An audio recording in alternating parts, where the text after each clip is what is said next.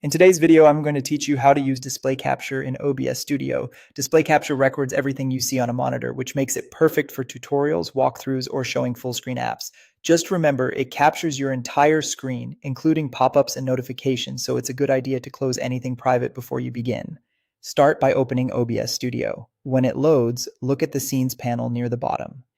Make sure a scene is selected. The scene is the container that will hold your sources. If you already organize your projects by scene, pick the one you want to record with. Keeping this structure in mind will help you stay organized as you add more elements later. Now move to the Sources panel beside it, click the plus icon, and choose Display Capture. Display Capture is different from Window Capture or Game Capture because it doesn't target a single app, it records the entire display. This is the most reliable choice when you need to show everything, switch windows, mid-recording, or capture system dialogues. A pop-up will appear asking for a name. Give your capture a clear, descriptive name so you can tell it apart from other sources down the road. For example, include the monitor or purpose in the name.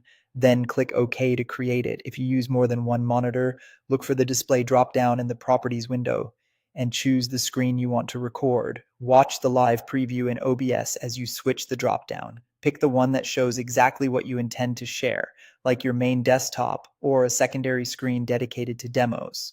Next, decide whether to show your mouse pointer. Check the Capture Cursor box if you want viewers to see clicks, drags, and hovers. This is great for tutorials. If you prefer a cleaner look, leave it off. Back in the main canvas, adjust the layout. Use the red bounding box to resize or reposition the display so it fits your canvas the way you want. If it looks cropped or off-center, you can quickly make it fill the frame. Then glance at the audio mixer. Make sure desktop audio is moving when you play system sounds or media. If the meter is too loud and turning red, lower the slider slightly to prevent distortion. If it's silent, confirm your computer is playing audio to the expected device.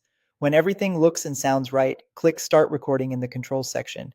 You're now capturing your display exactly as it appears on the selected monitor.